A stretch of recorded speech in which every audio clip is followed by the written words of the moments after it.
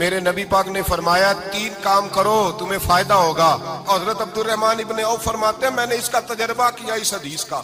اور آپ فرمایا کرتے تھے مجھے اللہ کی عزت کی قسم جو میرے نبی نے کہا حق اور سچی کا ہے،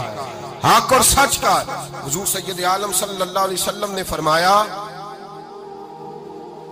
صدقہ دینے سے مال کم نہیں ہوتا، صدقہ دینے سے مال جی کیا کرنے سے، یہ وعدہ ہے نبی پاک کا، صدقہ دینے سے پیسے، اچھا بتائے نا جی مجھے 1000 میں سے 500 دے دیا تو باقی کتنے رہ گئے؟ تو حضور فرما رہے ہیں کم نہیں ہوتے۔ 1000 دے دیا تو باقی کتنا بچا؟ نہیں بھائی، میرے محبوب فرماتے ہیں تو اللہ کے رستے میں ایک دے وہ تجھے 700 گنا کر کے واپس عطا فرمائے گا۔ نبی پاک نے فرمایا صدقہ دینے سے مال کم نہیں ہوتا، اور فرمایا معذرت کرنے سے عزت میں کمی نہیں آتی، معذرت کرنے سے عزت میں کمی، اللہ اکبر، معذرت کرنے سے عزت میں کمی، اور حد کر دی میرے حبیب نے، فرمایا تو رب کی رضا کے لیے عاجزی کر، تیرے نبی کا وعدہ ہے اللہ تجھے عزت عطا فرما دے گا۔ تو جھک جا اللہ کی رضا، عاجزی اختیار کر، سادگی اختیار کر، سادگی عاجزی کر، تجھے اللہ دو باتیں اس میں ارشاد، ایک معذرت کر غلطی ہو جائے، اور دوسرا پہلے عاجزی کی بات سنے۔ حضرت عمر بن عبدالعزیز بادشاہ تھے، سوئے ہوئے تھے، غلام بھی پاس آرام کر رہا تھا، مہمان بھی آئے تھے، غلام کی ڈیوٹی تھی ہر وقت حضرت کے پاس رہنا، اب سوئے ہوئے دیر ہو گئی، غلام بیچارہ تھوڑا تھوڑا اونگ آتے آتے سو گیا، حضرت چراغ روشن تھا کچھ لکھ رہے تھے،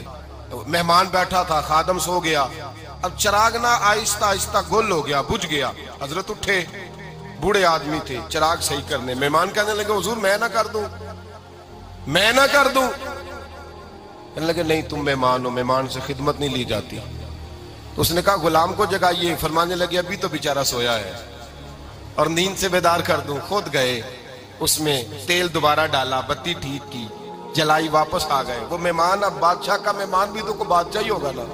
کہنے لگا حضور آپ اپنے کام خود کرتے ہیں، کیا لفظ ہے، کیا حسن ہے، اور 2 جملوں میں کیا تاثیر ہے۔ آپ فرمانے لگے ہاں میں اپنے کام خود کرتا ہوں، جب میں گیا تھا تب بھی عمر بن عبدالعزیز ہی تھا، اور جب چراغ صحیح کر کے واپس آیا ہوں تو پھر بھی عمر بن عبدالعزیز ہی ہوں، میرے اندر کوئی تبدیلی آئی، میں وہی ہوں جو گیا تھا۔ حضرت سیدنا فاروق اعظم رضی اللہ تعالیٰ عنہ فرماتے میں بیٹھا تھا، اور ابھی 3 دن ہوئے تھے نبی پاک صلی اللہ علیہ وسلم کے وصال ظاہری کو، میں بیٹھا ہوا تھا، 2-3 بچیاں آ گئی، اور حضرت ابو بکر صدیق رضی اللہ تعالیٰ عنہ کے سامنے آ کے بیٹھ کے رونے لگی۔ جناب صدیق اکبر رضی اللہ تعالیٰ عنہ کا بچیوں روتی کیوں ہو؟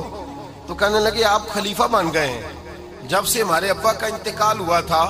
ہمارا ذریعہ معاش یہ تھا کہ ہم نے بکریاں رکھی ہوئی تھی، آپ روز آتے تھے بکریوں کا دودھ دھوتے تھے، ہم پی بھی لیتی تھی، بیچ کے گزارا بھی کر لیتی، اب آپ تو خلیفہ بن گئے، کون آیا کرے گا؟ تو حضرت ابو بکر صدیق فرمانے لگے تمہیں پتہ ہے جو خلیفہ ہوتا ہے وہ تو خادم ہوتا ہے قوم کا، میں آیا کروں گا۔ حضرت ابو بکر صدیق روزانہ اٹھتے عصر کے بعد اور جاتے، خلیفہ ہونے کے باوجود ان بچیوں کی بکریوں کو پکڑتے، دودھ دھوتے، ان کے گھر میں دے کے آتے۔ حضرت فاروق اعظم جب بھی دیکھتے تو کہتے ابو بکر تو پیچھے آنے والوں کے لیے رستہ بڑا مشکل کر رہا ہے، بڑا مشکل کر رہا ہے، جگر راہ وفا میں نقش ایسے چھوڑ آیا ہوں، میں جس منزل سے گزرا ہوں وہ اب تک یاد کرتی ہے۔ حضرت سلمان فارسی رضی اللہ تعالیٰ عنہ صوبے کے گورنر تھے، سادہ سا لباس پہن کر، سادہ سا، بس اسٹاپ پہ کھڑے تھے، جہاں سے لوگ اندر داخل ہوتے تھے، جہاں سواریاں باندھی جاتی تھی، آج ہم اپنے زبان میں اسے بس اسٹاپ کہتے، باہر کھڑے تھے، کوئی مہمان آ گیا کسی کا، اس نے دیکھا سادے سے کپڑے ہیں، خستہ سی حالی ہے، اس نے سمجھا کوئی کلی ہے شاید، معاذل کوئی ملازم ہے، کہنے لگا وہ خادم ادھر آؤ، ادھر آؤ، آپ قریب گئے، کہنے لگے میرا سامان اٹھاؤ۔ امام غزالی فرماتے ہیں جب تو علم پڑھنے بیٹھتا ہے تو یہ بھی خیال کرنا تیرے اندر تکبر کا بوٹا نہ لگ جائے، عاجزی اختیار کرنا، عاجزی، سر پہ رکھا ہوا ہے سامان، حضرت سلمان فارسی نے، گورنر صاحب نے، اس آدمی کا، مہمان کا سر پہ سامان رکھا اور جا رہے، سنو اور غور کرو، جب جا رہے تھے جو آدمی بھی ملتا گورنر صاحب ہمیں دے دے،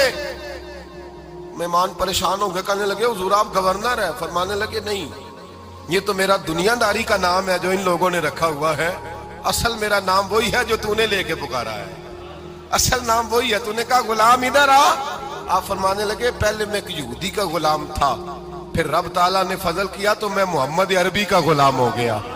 رسول اللہ کا غلام ہو، اور جب میں نبی پاک کا غلام ہوا ہوں تو اس سارے صوبے کا امام ہو گیا ہوں، تو اصل تو میں غلام ہی ہوا نا۔ دوسرا میرے نبی پاک صلی اللہ علیہ وسلم میں ایک تو عاجزی سے عزت ملتی ہے، تکبر سے عزت،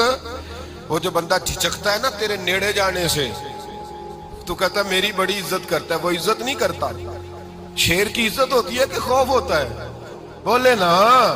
تو نہیں نہ ڈر لگتا ہو دیکھو، شیر کا کیا ہوتا ہے؟ خوف، اس کی عزت نہیں ہوتی۔ تو درندہ ہے، درندوں کی بھی کبھی عزت ہوتی ہے؟ تو جو آدمی ڈنڈے کے زور پر لٹکا کے ڈنڈا اور وہ لوگوں سے عزت کرا رہا، تو بھائی یہ تیری عزت نہیں ہے، تیرا خوف ہے۔ عزت عاجزی میں ہے، انکساری میں ہے۔ اور دوسرا میرے نبی پاک صلی اللہ علیہ وسلم نے فرمایا عزت معاف کرنے میں ہے۔ عزت کس چیز میں ہے؟ بدلہ لینے میں عزت، یہ حقائق ہے۔ عزت بدلہ لینے، جس نے ایک تھپڑ کے جواب میں 2 مارے وہ باعزت نہیں، بلکہ مسند امام احمد بن حنبل پڑھی، حضرت موسیٰ علیہ السلام کوہ طور پہ کھڑے، میرے رسول پاک علیہ السلام فرماتے ہیں جناب موسیٰ علیہ السلام نے اللہ کی بارگاہ میں عرض کیا، اے اللہ ساری دنیا کہتی ہے ہم عزت والے ہیں، ہم عزت والے، من اعز عبادک یا اللہ، اے اللہ تو بتا تیرے بندوں میں عزت والا کون ہے؟ تو حضرت موسیٰ کہتے ہیں رب کریم نے فرمایا اذا قادر غفارا، جس کے پاس بدلہ لینے کی طاقت ہو پھر بھی معاف کر دے وہ بڑی عزت والا ہوا کرتا ہے۔ جو اینٹ کے جواب میں پتھر مار سکتا ہو،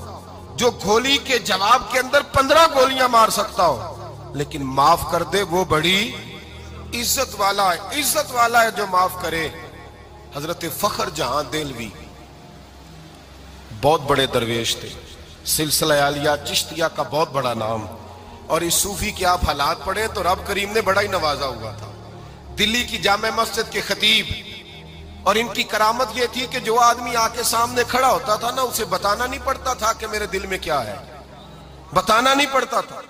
سامنے آ کے کھڑا ہوتا تھا تو حضرت ہاتھ اٹھاتے تھے، کہتے تھے اللہ یہ بے اولاد ہے اسے اولاد عطا کر دے۔ دوسرا آ کے کھڑا ہوا، خوشی نہیں ہو رہی آپ کو؟ دوسرا آدمی کھڑا ہوا، دوسرا آدمی، اس نے آ کے کہا دعا کے لیے سامنے کھڑا ہوا تو حضرت کہنے لگے اے اللہ بیمار ہے، وہ کہتا میرے دل میں بات تھی مجھے بتانی نہیں پڑی، اتقوا فراست المؤمن فإنہ